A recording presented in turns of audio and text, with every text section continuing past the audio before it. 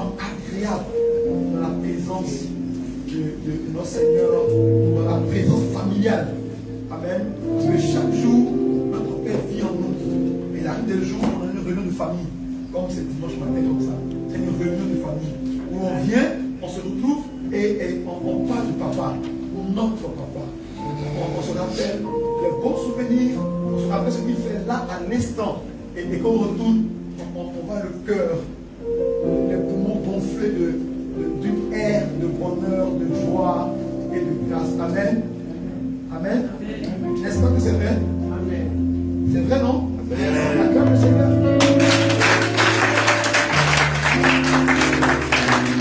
Alors, je veux introduire l'orateur et le temps de message.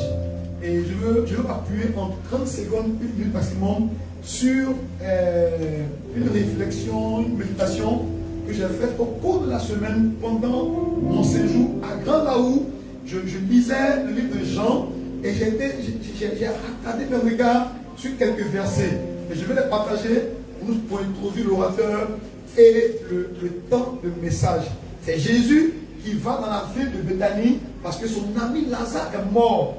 Et à l'entrée de la ville, il rencontre les sœurs de Lazare. Cette ville, la première, je crois que c'est Marthe. Elle vient, et regardez, le Seigneur, elle dit, mais Seigneur, tu n'es pas vite venu. Ça, c'est le propre de l'homme de toujours pointer le doigt contre le Seigneur, pour t'accuser. C'est sa faute si Lazare est mort. Et Jésus lui dit, ne t'inquiète pas, il dit à Marthe que, voilà, il dit, je suis la résurrection et la vie. Celui qui croit en moi vivra, quand même il serait mort. Quiconque vit et croit en moi ne mourra jamais. Et puis il lui pose une question. Il dit, crois-tu cela? C'est pas la réponse. Crois-tu cela? C'est pas la réponse. Oui, je crois cela. Ou non, je ne crois pas. Il a dit deux choses. Il dit, il est la vie, la résurrection. Si tu es déjà mort, que tu crois en lui, tu vas vivre. Mais si tu vis physiquement et que tu crois en lui, tu ne mourras jamais. Il a dit deux choses. Mais pose la question, est-ce que tu crois en cela? Oui, je crois. Mais c'est un peu bizarre, je ne crois pas. C'est simple, non? Maman Rosine, tu suis comment tu n'as pas le verset ouvert? Ok, réponse de Max. Qu'est-ce que Max dit? Qu'est-ce qu'elle dit, verset 17? Oui, Seigneur. Donc tu es rassuré, non? On peut s'être rassuré. Il t'a assuré, l'esprit me fasse m'attarder sur ça. Regarde la suite. Oui, Seigneur, je crois que tu es le Christ, le Fils de Dieu qui devait venir dans le monde.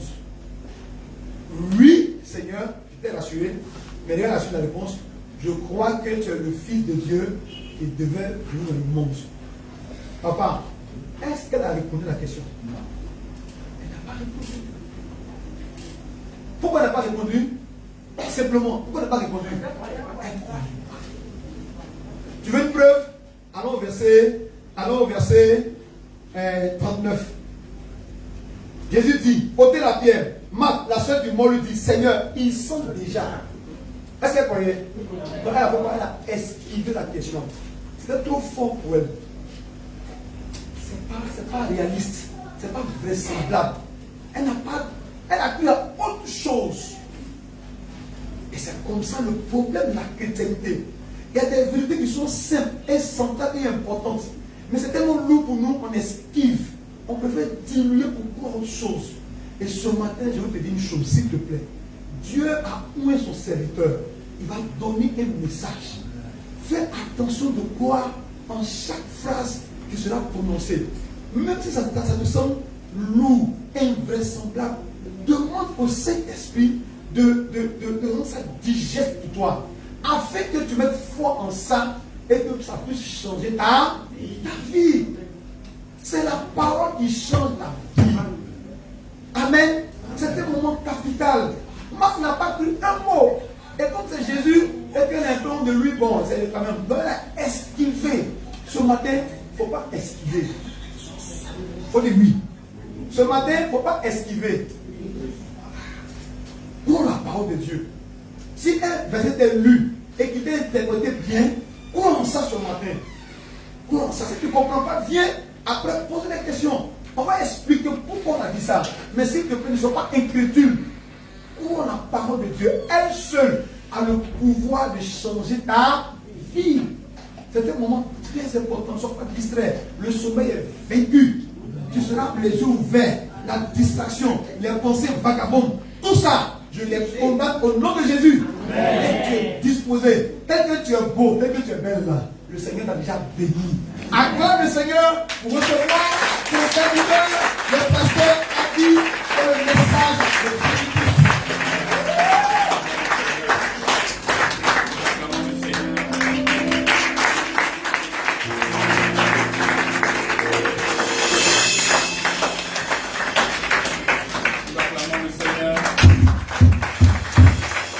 Seigneur, pour ton amour, nous acclamons Jésus-Christ, nous acclamons à ce qui porte, celui qui est le cœur de la vie.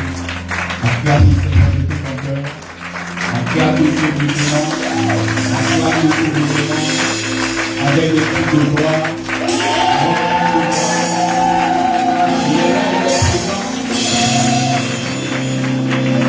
Amen. Les anges au ciel, ils ont seulement le pouvoir. Seulement le pouvoir. Mais toi, tu as beaucoup de choses. Seulement que le pouvoir. Mais j'étais pour toi. Toi, tu as plusieurs raisons pour acclamer le Seigneur. Donc je te demande d'acclamer le Seigneur. Acclamer le Seigneur.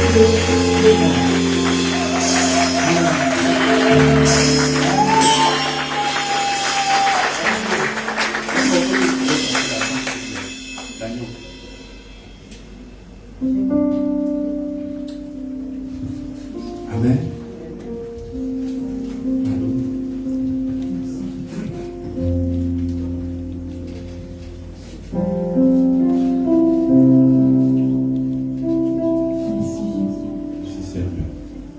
Les captifs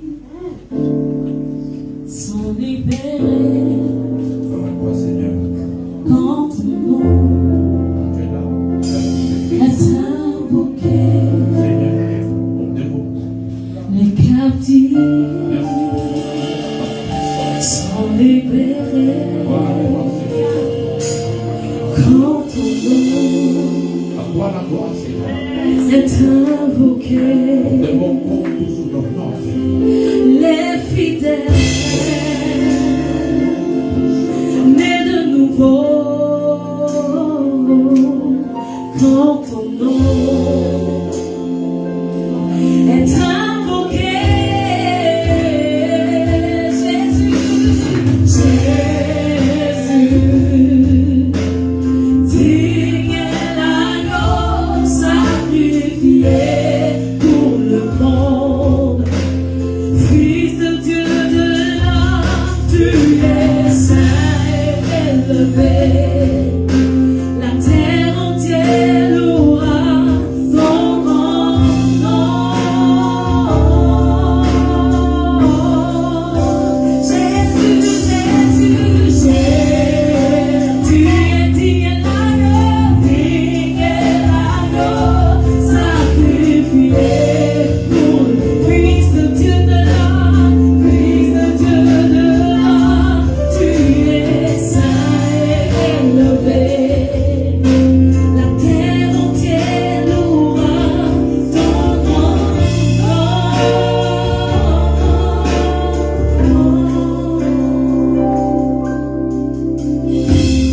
Amen.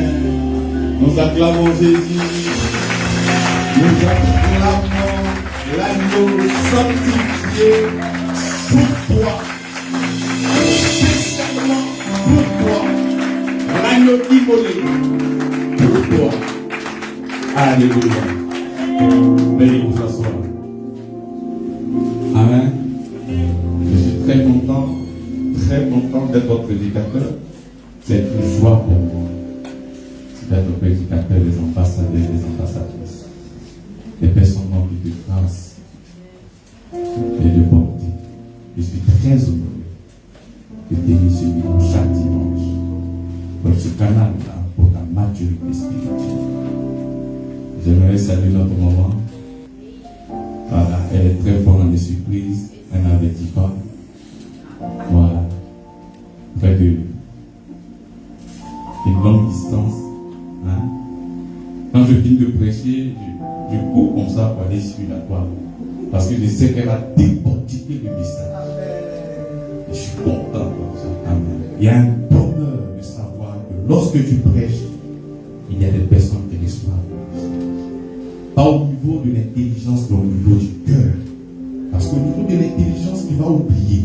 Ça sera difficile pour toi de transmettre le message. Et nous sommes soutenus, encouragés par vos prédications et par ce message que vous transmettez chaque fois. Amen. Je suis très content et très béni de savoir que je suis écouté. Donc on est arrivé à toi, maman. Longtemps.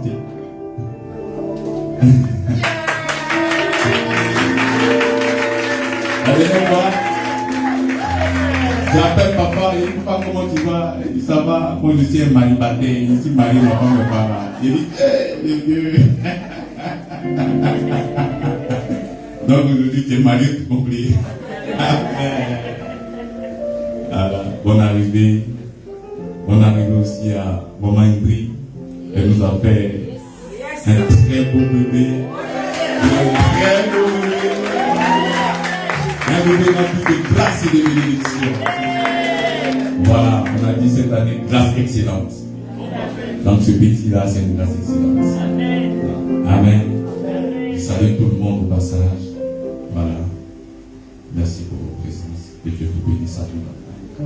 Alors, nous sommes dans un séminaire. Le vrai évangile. Nous sommes aussi tout à l'heure dans l'introduction avec le pasteur, il a posé la question quelle est cette parole que tu as reçue pendant ce séminaire. Voilà, le péché a été pardonné. Mais j'aurais bien voulu qu'on commence par quelque chose de très essentiel. L'évangile, c'est la bonne nouvelle. C'est là que tout part.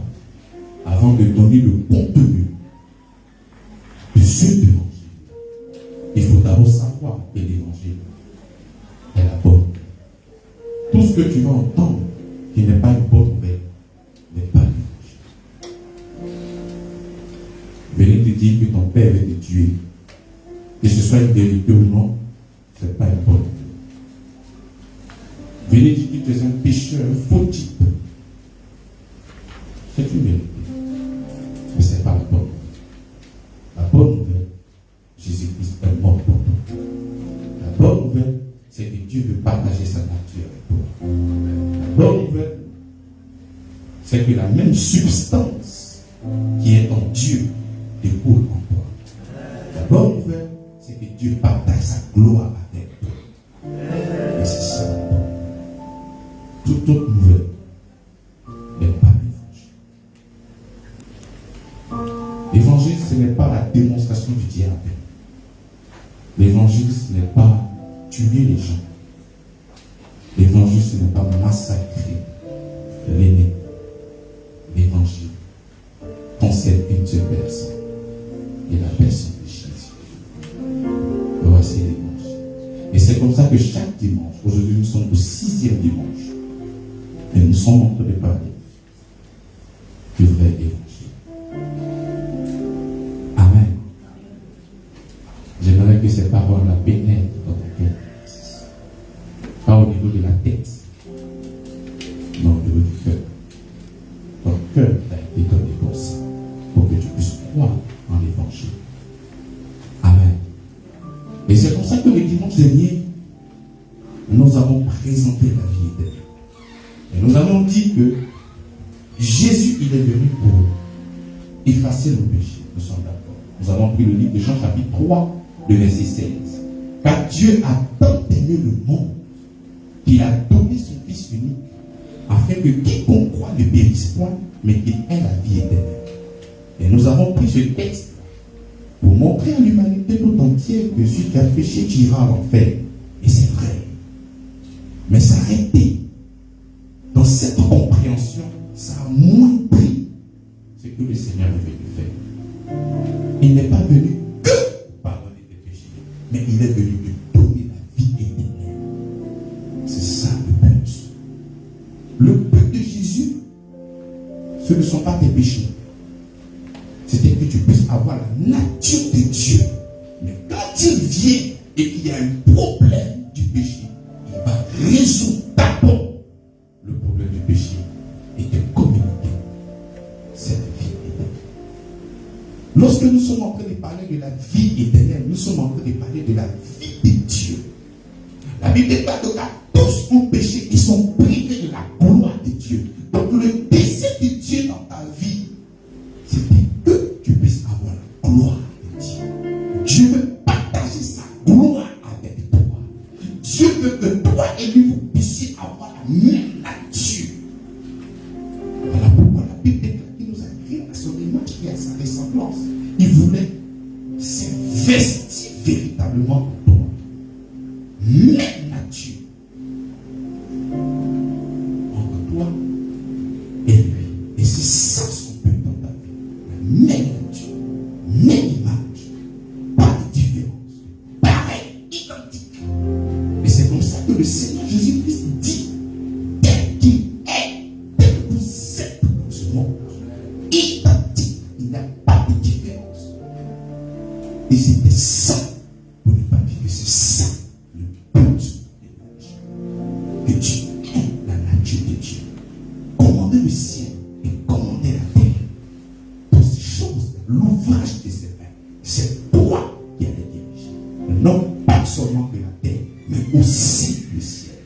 Partager la même nature. C'est ce qu'on appelle communément la vie éternelle. Votre religion te dit le paradis. Hein? Les bouddhistes te parleront de la vie après la mort. La réincarnation, tout ça, il tire vers une éternité, l'immortalité. Et ce dont il nous parle, c'est d'avoir la nature de Dieu. Toi et Dieu, la même nature. Mais cette vie éternelle-là, dont on parle à chaque fois, nous l'obtenons comment? Parce qu'aujourd'hui, tout le monde parle de la vie. Beaucoup de dénominations, beaucoup de rassemblements religieux, beaucoup de confréries parlent de la vie éternelle. Mais comment est-ce que nous avons cette vie éternelle? Nous avons la vie éternelle par la grâce. La grâce veut dire l'amour de Dieu. Nous avons cette vie éternelle-là parce que Dieu est amour, parce que la grâce n'est que le résultat de l'amour. Parce que Dieu t'aime. Tout ce qu'il produit pour toi, c'est la grâce. La grâce est le résultat de son amour. Lorsque tu aimes une personne, ce qui sort de toi, c'est la grâce. Donc cette vie éternelle-là, nous l'obtenons comment? Par la grâce, par son amour infini, par son amour exagéré, parce qu'il nous aime à l'extrême, ou par la loi. La loi, ce sont les mérites, ce sont les performances, ce sont les œuvres. La loi, ce sont les 10 commandements, ce sont les lois. Donc cette vie éternelle, cette nature de Dieu, cette gloire qu'il veut partager avec nous, nous l'obtenons comment? Parce qu'il faut savoir, nous sommes là en train de parler d'une vie de qualité. Nous sommes là en train de parler de la vie de Dieu. Nous sommes là en train de parler en termes de dimension spirituelle. Mais le moyen par lequel nous avons cette vie-là, il est important de savoir. Est-ce que c'est par la grâce ou par la loi? Bien aimé, il est important. Arrivé au moment de la vie, il faut se poser de bonnes questions et de savoir cette vie-là qui fait chasser beaucoup de personnes. Nous l'obtenons comment? Par les œuvres de la loi ou par la grâce, l'amour inconditionnel de notre Seigneur des Seigneurs. Celui-là même qui existe de par lui-même, il n'a pas besoin de toi pour être Dieu. Donc le résultat de ta création, c'est parce qu'il t'a aimé. Pas pour confirmer sa divinité, non. Mais il t'a créé parce qu'il t'aime. Dieu étant amour. Lorsque l'amour est dans une personne, mais il faudrait manifester cet amour-là. Donc il t'a créé dans le but de manifester cet amour-là. Et c'est ça que nous appelons la grâce de Dieu. La suite logique de l'amour, c'est la grâce. Quand tu aimes, tu donnes dans cette vie éternelle. C'est pas la grâce. Ou c'est pas la loi. Amen. Il est important de savoir ça. Quand nous serons, il y a beaucoup de choses qui vont disparaître dans notre intelligence et dans notre cœur. D'abord, il faut savoir que la loi n'est pas le plan initial de Dieu. Lorsque nous sommes en train de parler d'initial, nous sommes en train de parler du commencement. La loi, les mérites, les œuvres, non, n'est pas le plan initial de Dieu. La loi est venue pour répondre à un besoin pressant. Mais c'est quoi le plan de Dieu pour l'humanité? Nous allons prendre 2 Timothée chapitre 1, et verset 9.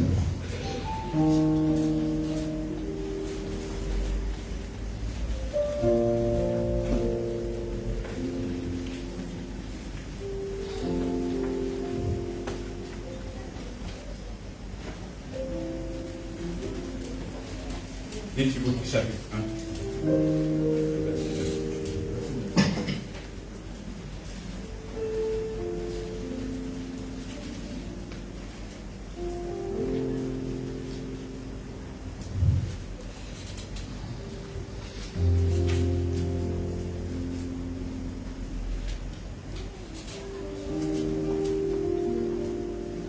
Timothée 1, verset 9.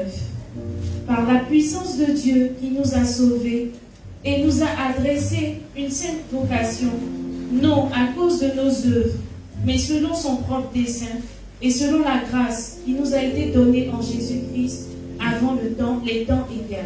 Amen. Voilà ce que Timothée nous dit. Il dit qu'il nous a sauvés. L'évangile est que Dieu t'a sauvé. Il dit qu'il nous a sauvés et nous a adressé une sainte vocation. Dieu créateur du ciel et de la terre parce que tu as été créé à son image et à sa ressemblance. Et parce qu'il t'aime. Être sauvé n'est pas le résultat de tes prières.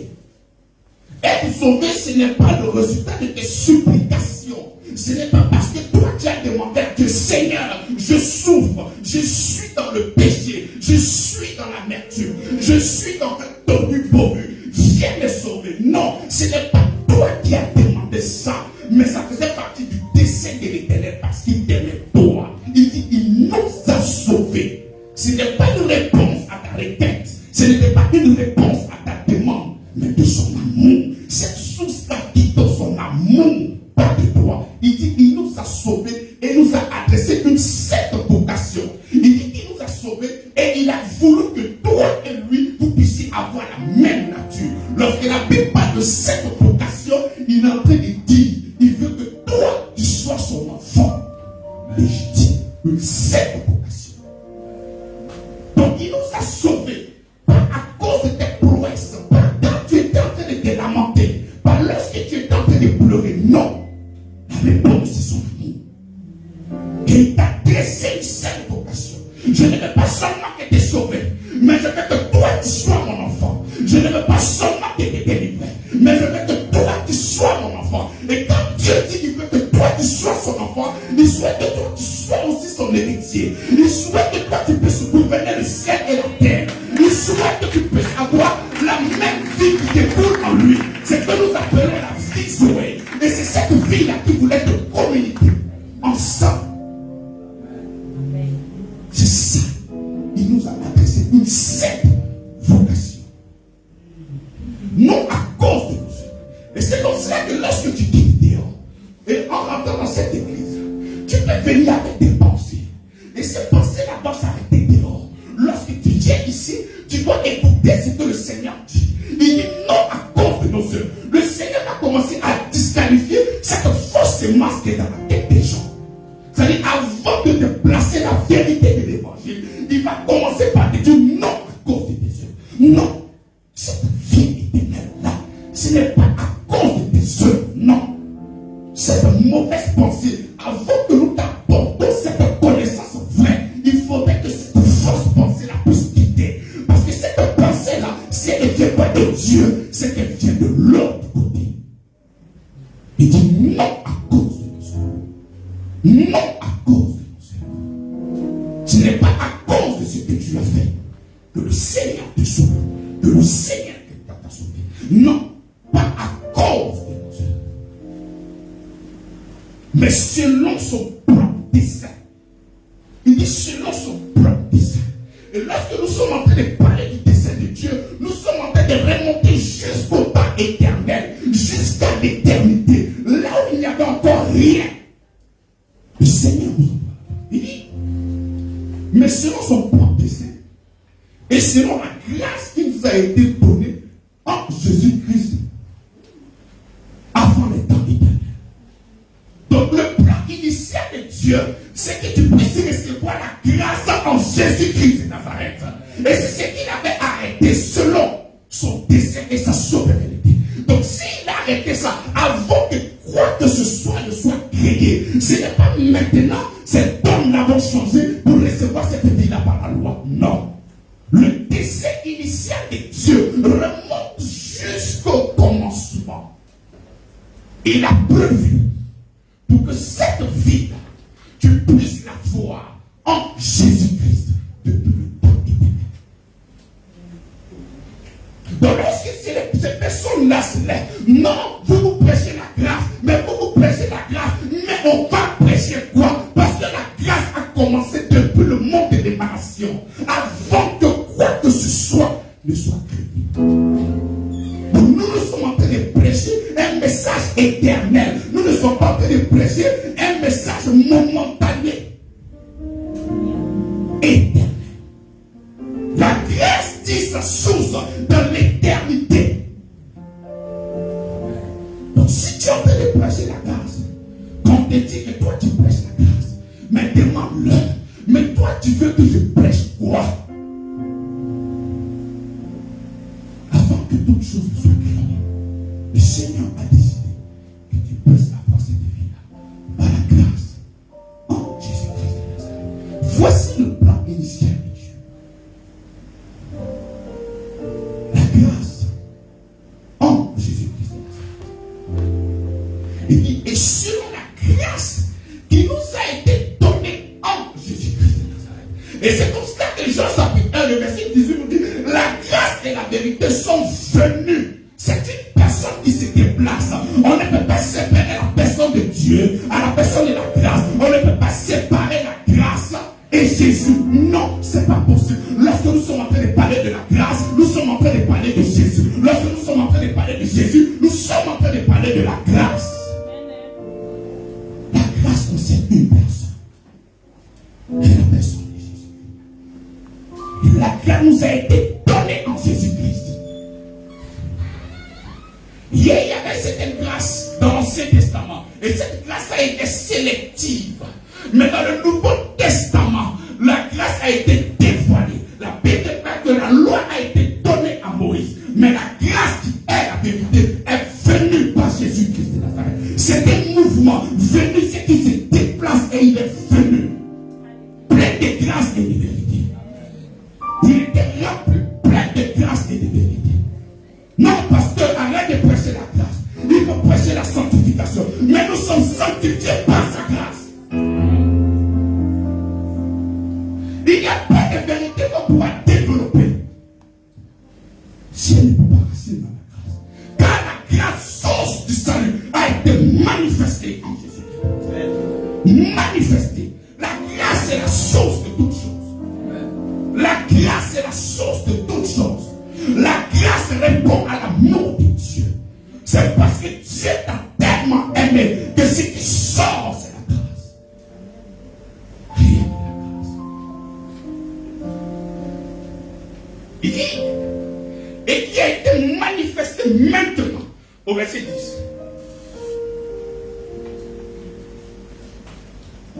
verset 10, et qui a été manifesté maintenant par l'apparition de notre Sauveur Jésus-Christ. Amen. Il y a des mots lorsque vous voyez dans la Bible, il faut mettre stop. Par notre Sauveur. Bien aimé, lorsque la Bible dit Sauveur, c'est que toi, tu es dans l'incapacité de te sauver. C'est parce que tu es dans l'incapacité de te sauver que tu as besoin d'un sauveur. Celui qui peut se sauver n'a pas besoin d'un sauveur. Mais quand Dieu te regarde, il dit que tu as besoin d'un sauveur. Parce que de toi-même, tu ne peux pas te sauver. Tu ne peux pas te sauver. On a besoin d'un sauveur. La religion te dit voici une liste de choses à faire afin que tu sois sauvé. Et en ce moment-là, tu n'as plus besoin d'un sauveur, mais tu as besoin de ta performance. Mais la Bible dit que tu as besoin d'un sauveur. Un sauveur. Il dit qu'il a été manifesté maintenant par l'apparition de notre Sauveur Jésus-Christ. Qui a détruit. Avant que Dieu va commencer à te donner certaines choses, il va commencer à détruire beaucoup de choses qui t'ont retenu hier. Donc avant de placer quoi que ce soit dans la vie, il va commencer à t'apporter la lumière. Là où tu étais dans les ténèbres, il va t'enlever dans les ténèbres pour te transporter quelque part d'autre. Mais avant de t'envoyer là-bas, il va déjà détruire. Il dit qui a détruit la mort. Bien aimé, je me tiens comme un prophète sur ta vie. La mort ne peut plus rien contre lui. La mort ne peut plus rien sur ta vie. Quelle que soit sa dimension spirituelle, même si c'est le diable au carré, il ne peut pas contre toi. Ce n'est pas possible. Parce que le Seigneur dit, il a détruit d'abord la mort avant de te transporter dans son royaume, avant de te communiquer sa vie. Il y a une chose d'abord qu'il fait, il va détruire. Et il a détruit ça. Même s'il n'y avait plus la vie éternelle, il ne pouvait plus rien faire. Parce qu'il a déjà détruit pour toi. Qui a détruit la mort et mis en évidence la vie et l'immortalité. Voilà pourquoi l'évangile que nous prêchons, ce n'est pas l'évangile de prospérité. Ce n'est pas un évangile où on sera les meilleurs coachs. Mais nous prêchons la vie et l'immortalité en Jésus-Christ. Moi, je suis en train de prêcher l'immortalité. Non pas un évangile de l'argent, pas un évangile bipé, pas un évangile cautionné. Non, mais nous sommes en train de parler de la vie et de l'éternité, de l'immortalité. La vie de Dieu, la vie Zoé, cette vie de qualité-là, c'est de ça que nous sommes en train de parler. Parce que dans cette vie-là, elle répond à tous tes défis. Dans le curseur doit être pointé sur la vie. Et sinon, tu l'immortalité. Je déclare et je prophétise dans cette vie que tu as la vie et l'immortalité au nom de Jésus-Christ.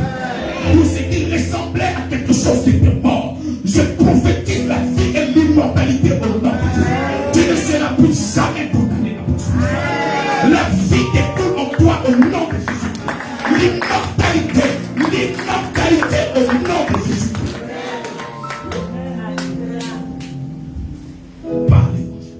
Voilà pourquoi nous sommes là, pour parler de l'évangile. Parce que l'évangile te révèle l'amour de Dieu. L'amour qui est abstrait, l'amour qui n'est pas concret, l'amour qu'on ne voit pas. Au travers de l'évangile, nous mettons cette évidence-là devant toi. Dieu t'aime. C'est pour cela qu'il a donné son Fils.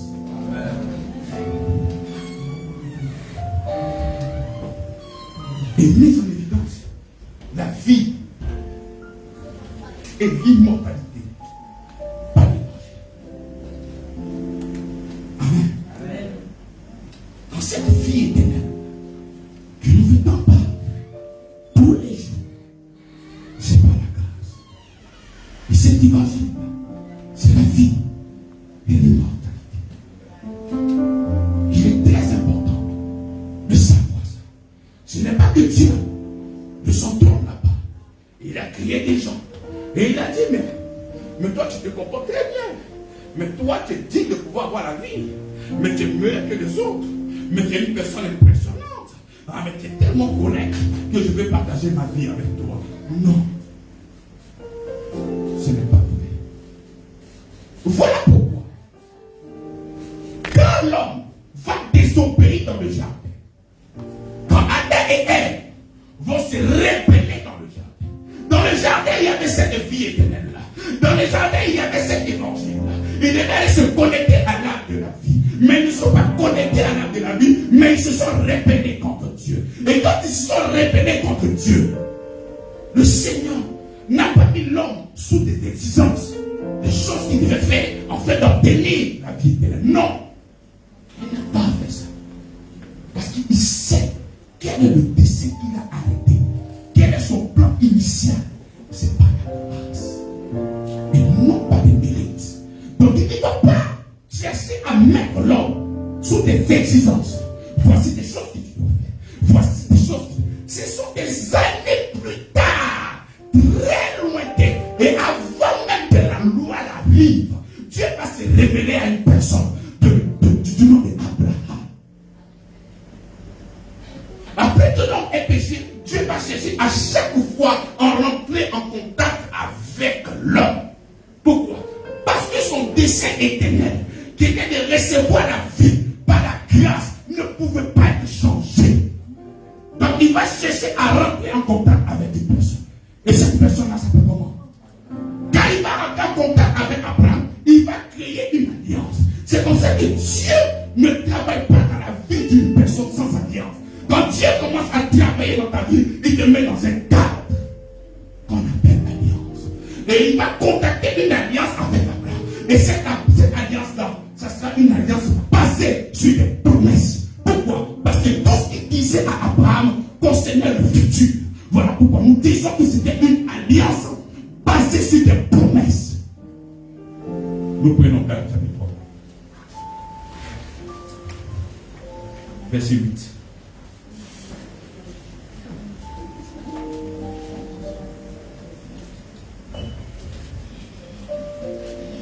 Galates chapitre 3, verset 8. Aussi l'Écriture, prévoyant que Dieu justifierait les païens par la foi, a d'avance annoncé cette bonne nouvelle à Abraham. Toutes les nations seront bénies en toi. Amen.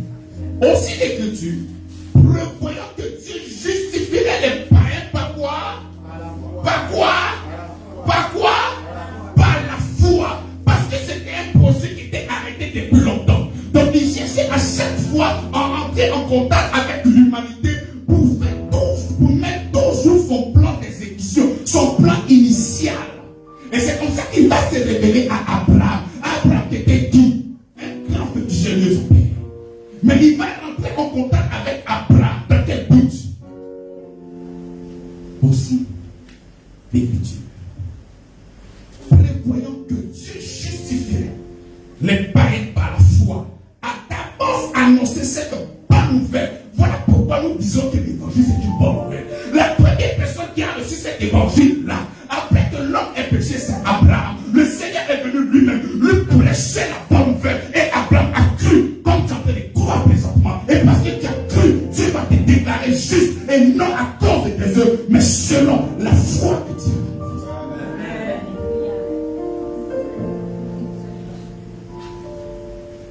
Cette bonne nouvelle là-bas, toutes les nations seront bénies. De sorte que ceux qui croient sont bénis avec Abraham le croyant. Ceux qui croient en quoi? Vous voulez comprendre? Prenons le verset 14. Verset 14. Afin que la bénédiction d'Abraham eût pour les païens son accomplissement en Jésus-Christ. La promesse qui a été faite à Abraham, c'est que le monde soit béni. L'évangile concerne Jésus. L'évangile ne concerne pas Moïse. L'évangile ne concerne pas Élie. Mais l'évangile concerne Jésus. Est-ce que c'est Jésus qui t'a prêché chaque dimanche? Si Jésus n'était pas prêché chaque dimanche, viens ici pour que tu puisses comprendre que Jésus t'aime à l'extrême.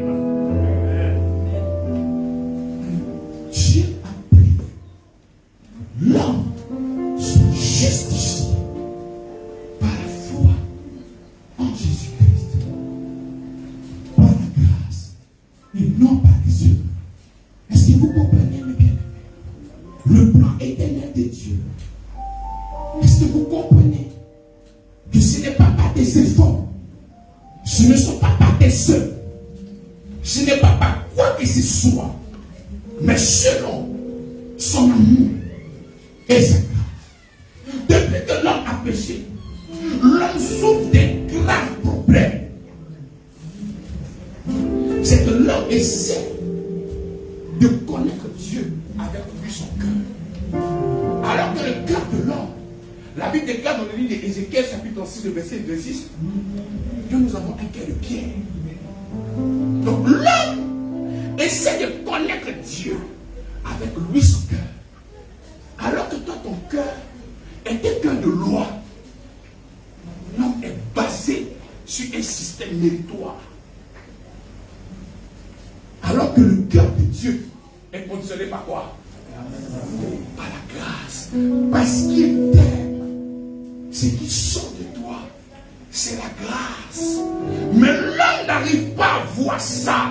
L'homme ne peut pas se mettre dans cette posture d'amour. Parce que l'amour n'est pas en lui. Donc il va essayer de comprendre Dieu en fonction de son cœur qui est conduit par la loi. Voilà pourquoi il y a certaines personnes qui croient que ce n'est pas la loi qui va justifier. Ils ne regardent. Tu n'es pas justifié par la loi. Et lorsque tu ne comprends pas que c'est par l'amour exagéré de Dieu que tu as reçu ça, tu vas voir certaines personnes, c'est une sagesse déguisée. Ah mon frère, mais comment est-ce que tu as eu ce bon travail là? Ah, c'est par la grâce. Tu es content. Ah bon, quand tu insistes, ah non, j'ai jeûné, hein? Ah non. La grâce c'était juste une couverture. Mais quand tu vas plus loin, ah, j'ai jeûné. J'ai fait beaucoup de choses. Hein. Et tu commences à te détourner de ce que Jésus-Christ a fait. Et tu es en train de placer maintenant tes prouesses. Ah non, c'est parce que j'ai fait ici. J'ai jeûné. Je me suis mis par terre. J'étais même nu. J'ai prié de 1 heure à 1 heure. J'ai invoqué, mauvais sorti. J'ai fait ci, j'ai fait ça, j'ai fait ci. Et Dieu m'a béni. Et tout ce que Jésus-Christ a fait, c'est pour quoi? C'est pour les animaux.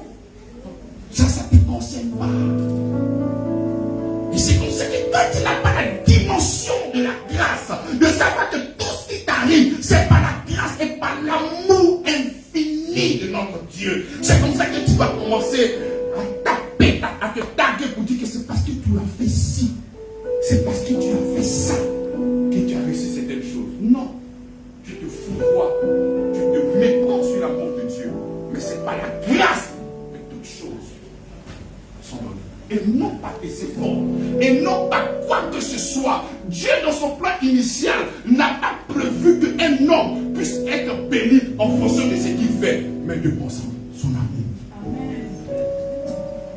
Et de sa grâce. Pas au péché. Et c'est comme ça que l'apôtre Paul, qui a prêché, qui a écrit ce près de 12 épîtres, et de tout frère, par la grâce de Dieu, que j'ai pu accomplir toutes ces choses.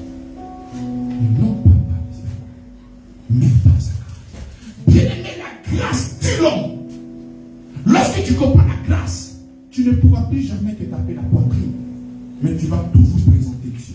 Parce que la Bible dit, la gloire est à Dieu et la paix est à nous. Donc lorsque tu vas sentir que le prince de paix est en toi, tout ce que tu vas faire, ça va te pousser à lui rendre gloire.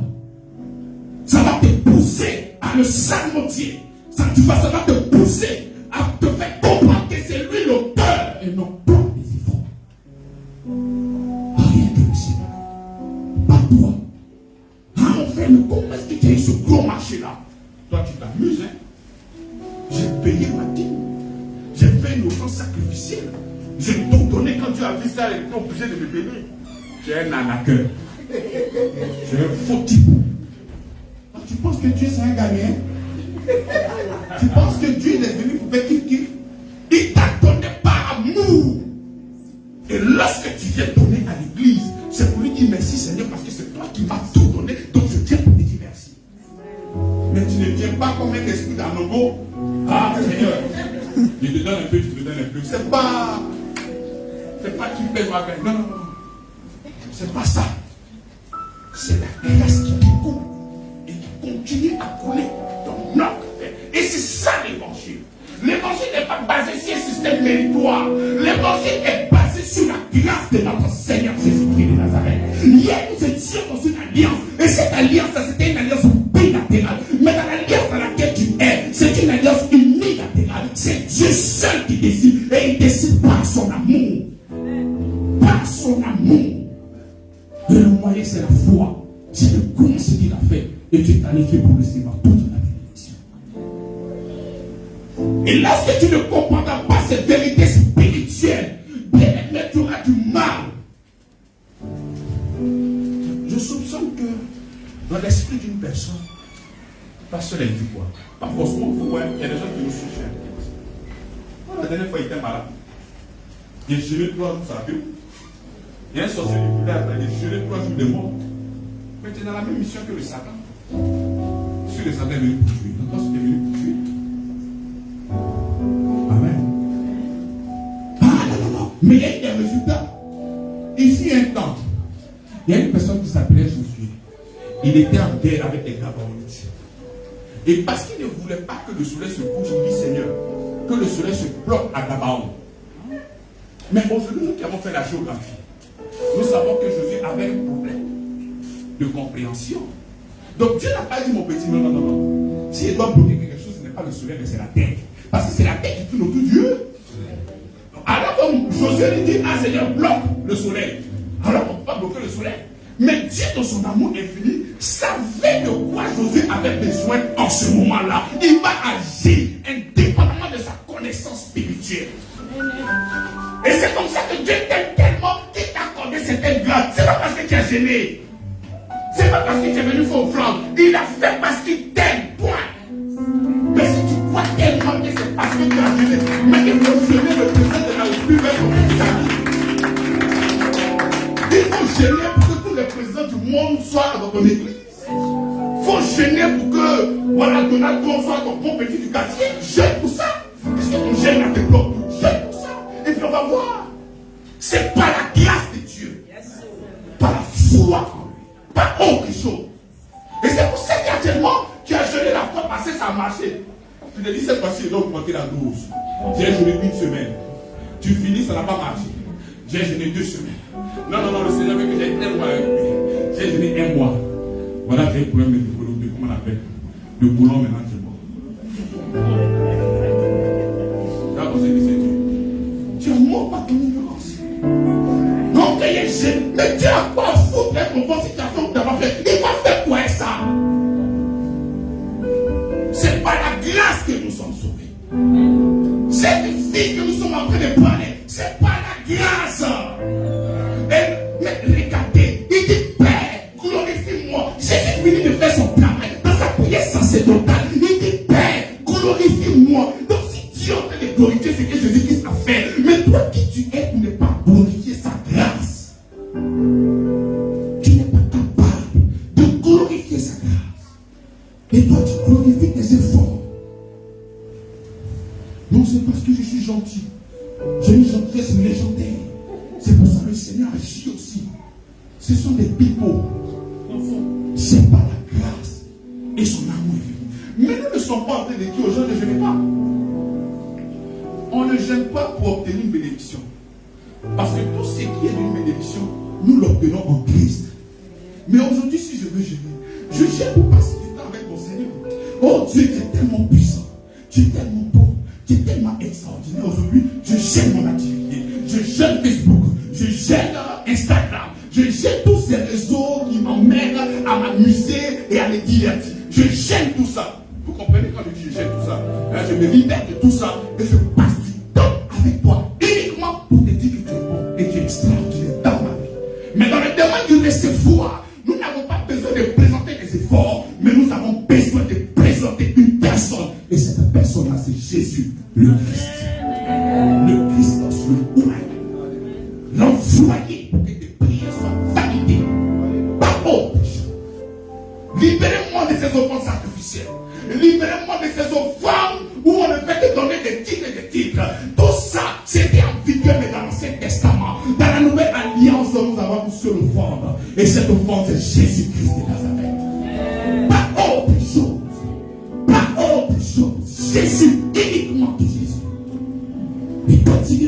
l'argent à l'église. Ce n'est pas dans le but de recevoir. Lorsque l'écran plasma est sorti pour la première fois, nous sommes 7 frères. Donc, on cotisait chaque année lors de la fête de Père pour offrir un présent à notre Père. Mais moi, après cette cotisation, je me suis mis à l'écart. J'ai dit, j'aime trop mon Père. Et je suis allé prendre l'écran plasma. Et je suis venu me déposer. Il dit, waouh, vous avez fait fort cette année-là, hein? Donc vous avez cotisé. Il dit, non, voici le cadeau qu'on a cotisé. Ça, c'est pour moi. C'est moi qui donne ça. Mais quand je faisais ça, ce n'est pas pour qu'il puisse me donner quelque chose, mais c'était la manifestation de l'amour que j'ai pour lui. Papa, je t'aime. Et je bénis Dieu pour tout ce que tu as fait dans notre vie.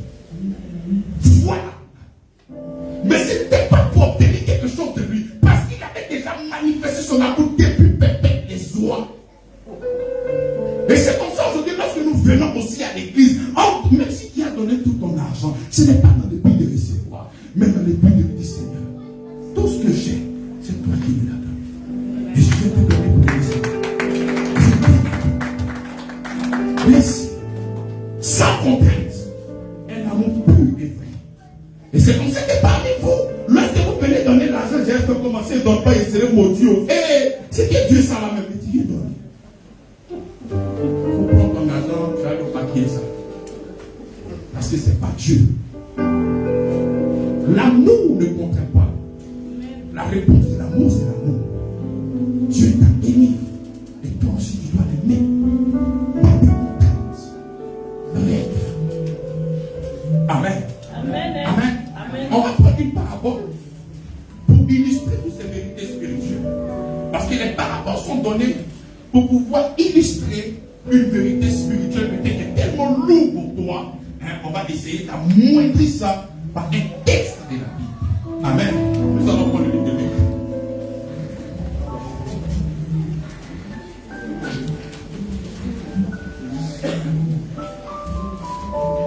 Luc chapitre 9.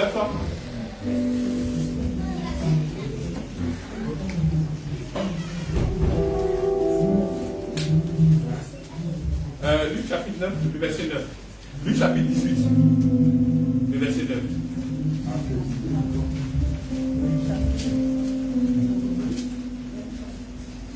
Luc chapitre 18, verset 9. Il dit encore cette parabole. En vue de certaines personnes se persuadant qu'elles étaient justes et ne faisaient aucun cas des autres. 2 hommes montèrent au temple pour prier. L'un était pharisien et l'autre publicain. Le pharisien, debout, priait ainsi en lui-même. Ô Dieu, je te rends grâce de ce que je suis comme le reste des hommes.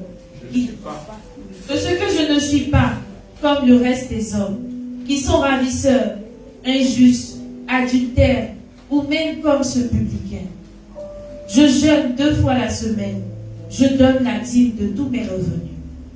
Le publicain, se tenant à distance, n'osait même pas lever les yeux au ciel. Mais il se frappait la poitrine en disant, « Ô Dieu, sois apaisé envers moi, qui suis un pécheur. » Je vous le dis, celui-ci descendit dans sa maison justifié plutôt que l'autre. Car quiconque s'élève sera abaissé, et celui qui s'abaisse sera élevé. Amen. Voici la parabole que le Seigneur va donner pour expliquer une vérité spirituelle. Il va commencer par quoi? Il dit encore cette parole. En vue de certaines personnes se persuadant qu'elles étaient justes. Cette parabole a été donnée à qui? Cette parabole a été donnée à qui? Hein? Lisez le texte à moi. Il dit encore cette parabole en vue de certaines personnes se persuadant qu'elles étaient justes. Donc cette parabole a été donnée à qui? Je crois juste. Merci. Cette parabole a été donnée à ceux qui se croyaient. Merci. Il dit, et ne faisant aucun cas des autres. C'est comme ça que lorsque tu n'es pas basé sur la grâce, que tu es basé sur des mérites, tu vas commencer à jeter toujours le porc. Tu vas commencer à mépriser les gens. Quand il ne faisait aucun cas des gens, dans d'autres courants du verset, on te dira là-bas qu'il méprisait les autres. Donc lorsque tu n'as pas la grâce, lorsque tu n'as pas la connaissance de la grâce, tu ne pourras que mépriser les autres. Tu ne pourras que mépriser les autres. Mais lorsque tu sais que tu vis par la grâce et que tout ce que tu as, c'est par la grâce, tu ne pourras pas mépriser les gens. Quelqu'un va te demander un service une fois, tu viens, tu dors, et puis tu me guettes. Il vient te demander une autre fois, tu dors. La troisième fois, toi, tu ne fous rien dans ta vie. Tu vas commencer à mépriser cette personne. Mais toi, tous les jours, tu gagnes l'argent. Et ce Dieu te dit, mais pourquoi aujourd'hui il te donner encore? Lorsque tu comprends la grâce, à chaque fois qu'on te demande que tu peux le faire, tu le feras toujours. Parce que tu sais que c'est par la grâce que tout a été donné.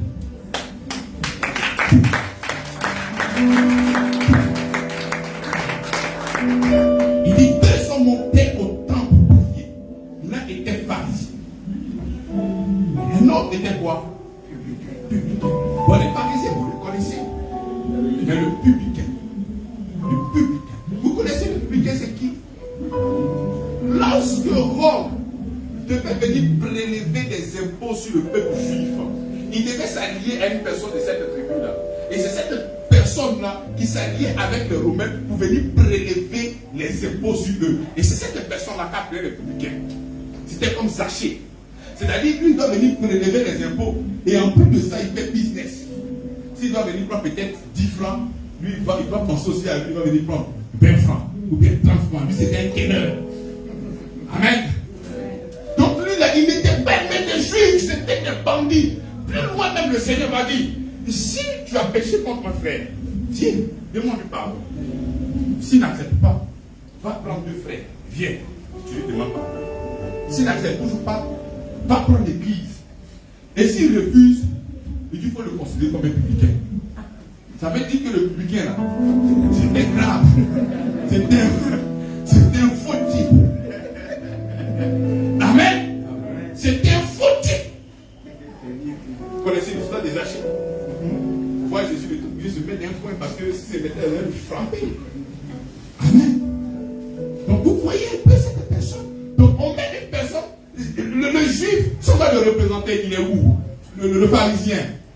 Si on doit le représenter ici présentement, il est où? Hein? Dans l'église. Voilà, parmi les responsables.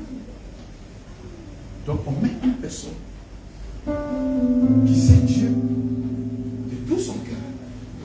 Et maintenant, un microbe. Un faux type de faux type. Amen. Deux hommes montèrent au temple. Ils montaient à quoi? Donc c'est comme s'ils venaient où? Présentement. Ils venaient comme ça à. Donc les deux personnes montaient où? Le pharisien debout priait ainsi en lui-même. Oh Dieu! Tu vois? L'expression oh Dieu, j'imagine sa posture. Hein? Un mouchoir. Oh Dieu, je te rends grâce. De ce que je ne suis pas comme le reste de ces voyous-là. Seigneur, toi-même tu vois comment est-ce que je gêne. Hein? Bon, on va prendre le texte. Oh Dieu, je te rends grâce de ce que je ne suis pas comme le reste des hommes, qui sont des ravisseurs. Tu vois, il a commencé à pointer du doigt. Hein? Vous suivez le regard, non? Donc ils sont comme des ravisseurs. Injustes, adultères, ou même encore comme ce publicain, depuis là, il parlait de lui. Il a montré du doigt. Comme ce publicain. Parce que son ensemble, il a vu. Il continue encore dans ses œuvres. Il dit, je jette deux fois. C'est comme ça que quand tu vois des chrétiens morts, on allait à ses yeux. Moi, il y a 2 jours déjà dans la semaine. On n'a pas fait quoi. On n'a pas fait quoi des jeunes là. Hein? Quand tu jettes que les bouddhistes. Hein? Arrêtez ça. Il dit, je jette 2 fois la semaine. Je donne la dîme. est revenu. Il dit de tous. Et si l'on dit ça dans une église, c'est parce qu'il fait ça vraiment. Il n'a pas un esprit de mensonge. Donc il est fidèle dans ce qu'il dit. Amen. Il dit, de tout m'est revenu. Parce qu'il a prié. Donc si on doit résumer, Seigneur, merci, parce que je ne suis pas comme de bandits, de voyous, moi du jeune, de ma digne, tout ça. Donc je suis digne de recevoir la bénédiction. Voici la prière. Et le publicain, le voyou, le microbe, il devait peut-être de piquer quelqu'un. Regarde maintenant. Le publicain se tenait à distance, c'est-à-dire, il se voyait impur, indigne. Et ça, c'était une marque dans cette époque. Il pouvait même se taper la poitrine. Il dit, le publicain se tenait à distance, n'osait même pas lever les yeux au ciel. Et il s'est frappé la poitrine en disant, oh Dieu, sois apaisé envers moi. Je suis un pécheur. Les deux étaient pécheurs. De par leur nature pécheresse. Mais le pharisien, lui, ne savait pas ça. Lui se croyait juste en fonction de ce qu'il faisait. Mais l'autre, il est venu, il dit, Seigneur, je ne suis pas juste.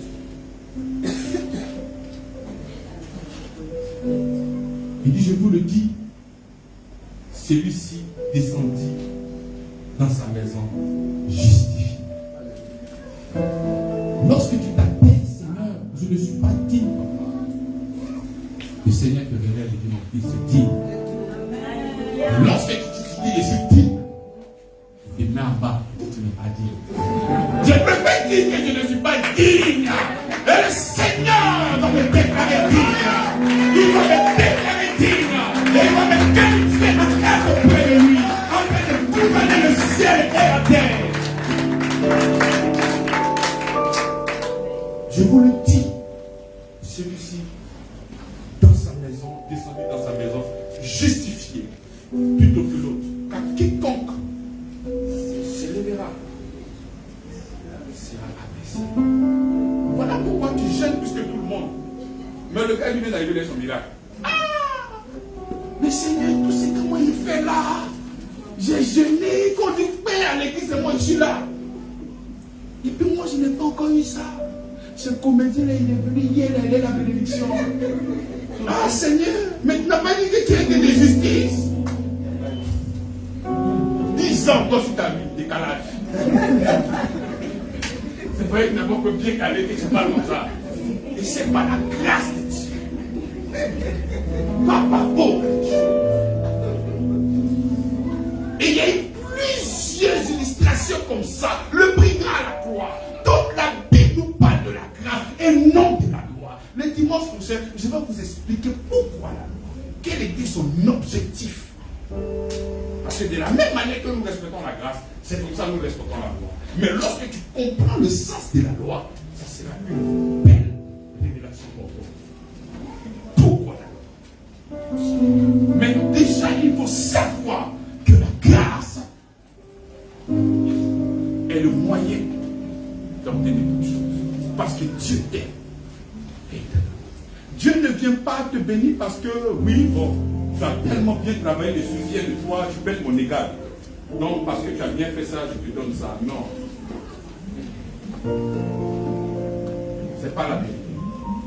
La Bible déclare que si c'est par la grâce, ils ne sont plus par les yeux. Autrement, la grâce n'est plus une grâce. Et si c'est par les yeux, ce n'est plus par la grâce. Autrement, le n'est plus eux. Bien-aimé, j'aimerais que tu sois conscient de la grâce de Dieu. Quelle que soit la dimension, quel que soit l'argent que tu as, quel que soit le building, quelle que soit l'opportunité, les connaissances que le Seigneur t'a donné, il dit, qu'as-tu que tu n'as pas reçu? Qu'est-ce que tu as que ce n'est pas moi qui t'ai donné? Les gens même qui se taxent, c'est le féticheur qui m'a donné là, c'est pas que tu as envie de pas ce féticheur. Si tu étais mort là, je n'ai pas dit de comment. Que tu n'as pas reçu. Donc il faut être conscient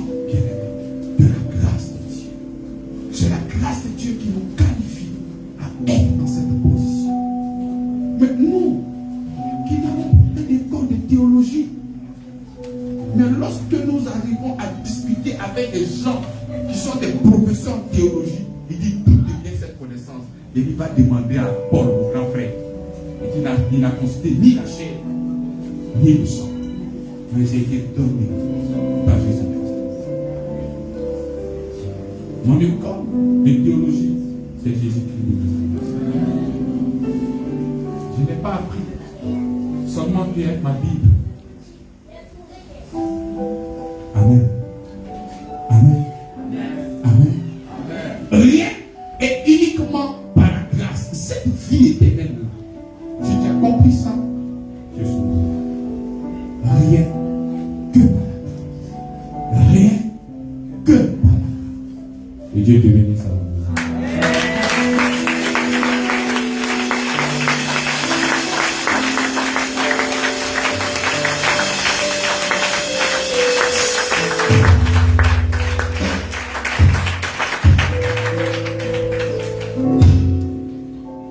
Alléluia. Alléluia. Ferme juste les yeux. Juste. Lorsque pendant plus de 30 minutes, la grâce de Dieu t'a été expliquée, t'a été décrite, il y a une seule chose que Dieu te recommande à travers la Bible, et dit de rendre grâce, d'être reconnaissant. Ce matin, prie et exprime ta gratitude, exprime ta reconnaissance pour la grâce de Dieu manifestée en Jésus. Dis merci au Seigneur. Exprime ta gratitude. Exprime ta gratitude. Exprime ta gratitude. Quand Dieu t'a tout donné par son amour, quand Dieu t'a tout donné par sa grâce, la seule réponse, c'est de lui dire merci. C'est de lui exprimer ta reconnaissance. Toute ta gratitude. Fais-le comme ça. Dis merci au Seigneur. Il t'a tout donné par sa grâce. Tu n'as rien reçu par tes œuvres, tu n'as rien reçu par tes mérites. Tout a été donné par la grâce de Dieu. Tu as juste tendu la main et tu as reçu. Tu as juste tendu la main et tu as reçu. Alors dis-lui merci. Dis-lui merci. Dis-lui merci. Donne-lui toute la gloire. Donne-lui toute la gloire. Donne-lui toute la gloire. Donne-lui toute la gloire. Dis merci au Seigneur. Mon cœur est reconnaissant. Parce qu'il n'a pas regardé ton ethnie. Il n'a pas regardé ta taille. Il n'a pas regardé ton aptitude. Il n'a pas regardé tes diplômes. Il n'a pas regardé ton niveau social. Mais il t'a aimé tel que tu es. Il aime personne. Il aime ta personne. Il aime ta personne. C'est la personne qu'il aime. C'est la vie qu'il a placée comme une chérie. C'est la vie qu'il t'a donnée. La nature qu'il t'a accordée. C'est ton fille. Cette nature. C'est elle qui chérit. C'est elle qui aime. Rends-le toute la gloire. Merci Seigneur. Merci mon Dieu. Sois loué, célébré, glorifié au nom de Jésus. Amen. Acclame le Seigneur.